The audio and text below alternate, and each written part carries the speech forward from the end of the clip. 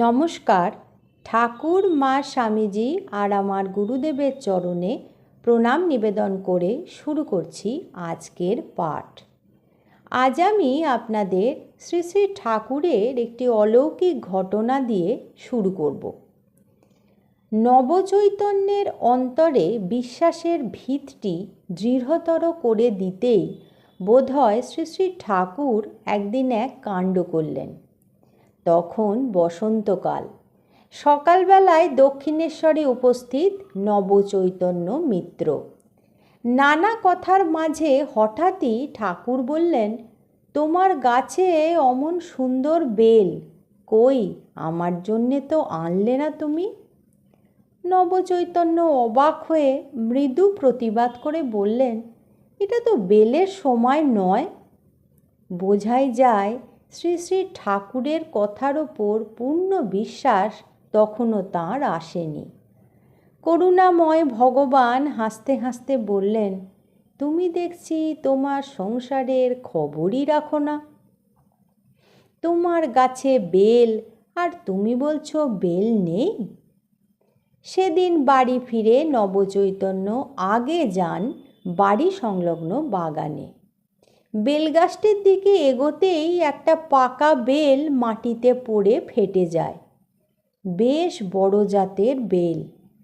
সেটি কুড়িয়ে নিয়ে তিনি তখনই দক্ষিণেশ্বরের দিকে রওনা দেন।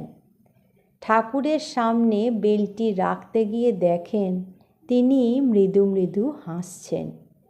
মনে মনে নবচৈতন্য বললেন, ঠাকুর, এ তোমার এক লীলা।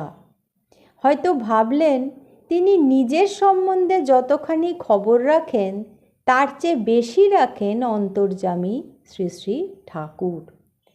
তার বিশ্বাস, নির্ভরতা ও বৈরাগ্য ক্রমশ বৃদ্ধি পেতে লাগল ঠাকুরের সান্নিধ্যে। ৩রা ডিসেম্বর 1882 নবচৈতন্য মিত্রের জীবনে এক পরম আনন্দের দিন হয়ে উঠল।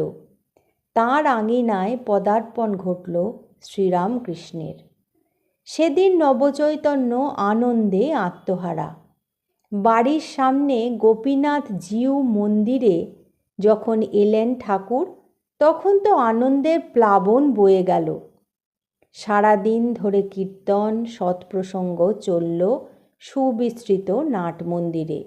বহু ভক্তের সঙ্গে উপস্থিত ছিলেন কোন্নগরের বিশিষ্ট জনেরাও।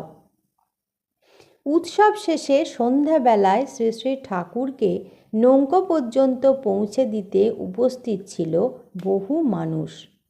তারা নবচৈতন্যের নেতৃত্বে সংকীর্তন করতে করতে অনুগমন করেছিলেন সেই দিব্য পুরুষের। শ্রীরামকৃষ্ণের প্রতি কোন্নগরবাসীর এই শ্রদ্ধা ভালোবাসা দেখে নবচৈতন্য এবং মনমোহন উদ্যোগী হন শ্রী শ্রী ঠাকুরের উপদেশামৃত নিয়মিত জনসমাজে প্রচার করতে। যথার্থ ধর্ম বা আধ্যাত্মিকতা তো হৃদয়ের প্রসার ঘটায়। তাই দেখা যায় সংসার তাপে তাপিত মানুষ যাতে শ্রী শ্রী ঠাকুর প্রদত্ত অমৃত সুধা পান করে জীবন যন্ত্রণা থেকে উদ্ধার পায়, তার জন্য তাঁরা সচেষ্ট হন। তাদের সঙ্গে প্রথম থেকেই যুক্ত ছিলেন শ্রী শ্রী ঠাকুরের আর এক ভক্ত রামচন্দ্র দত্ত। আসেন আরও কয়েকজন শ্রীরামকৃষ্ণ ভক্ত। শনিবারীয় আলোচনায় ও রবিবারের প্রভাতী নগর সংকীর্তন তো চলছিলই। এখন কয়েকজন সম্ভ্রান্ত ব্যক্তি নিজেদের গৃহে এই আলোচনা সভার আয়োজন করতে তাদের আমন্ত্রণ জানালেন। কোন্নগর হরিভক্তি প্রদায়িনী সভার বার্ষিক উৎসবে আমন্ত্রিত হয়ে ঠাকুর পাঠিয়ে দিয়েছিলেন রামচন্দ্র ও মনমোহনকে।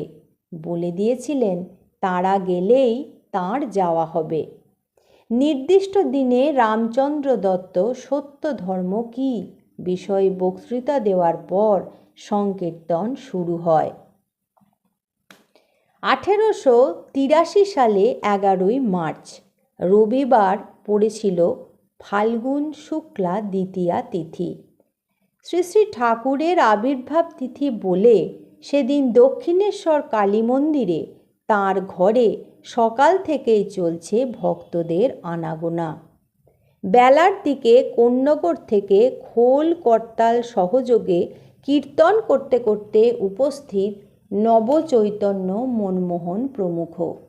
উত্তর পূর্বের টানা বারান্দায় তাঁরা আনন্দে উদ্বেলিত হয়ে কীর্তন করতে থাকলেন। ঘর থেকে বেরিয়ে এসে তখন ঠাকুর প্রেমোন্মাদ হয়ে যোগ দিলেন তাতে। মাঝে মাঝেই সমাধিস্থ হয়ে চিত্রাপিতের ন্যায় তিনি দাঁড়িয়ে রইলেন।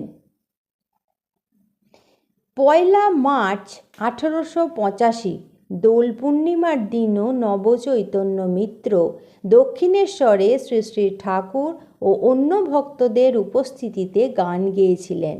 সেদিনও ভাবে মগ্ন হয়ে ঠাকুর নৃত্য করেছিলেন। নবচৈতন্য অবাক হয়ে শুনেছিলেন নরেন্দ্রনাথের উদ্দেশ্যে শ্রী শ্রী ঠাকুরের বলা তীব্র বৈরাগ্যের কথা, গৃহীদের উদ্দেশ্যে বলা সংসারে থেকেও ঈশ্বর লাভের উপায়ের কথা। দেখেছিলেন শ্রীরামকৃষ্ণ কণ্ঠে কথা বলতে ডরায় গান শুনে নরেন্দ্রনাথের অশ্রুপূর্ণ নয়ন, ভক্তদের গায়ে শ্রী শ্রী ঠাকুরের আবির প্রদান। আজ এই পর্যন্তই। পরবর্তী পর্বে আমি আপনাদের এই রকমই কিছু ঘটনা শোনাব। ঠাকুর, মা স্বামীজি আর আমার গুরুদেবের চরণে আপনাদের সর্বাঙ্গীন মঙ্গল কামনা করি। আপনারা সকলে ভালো থাকুন, সুস্থ থাকুন।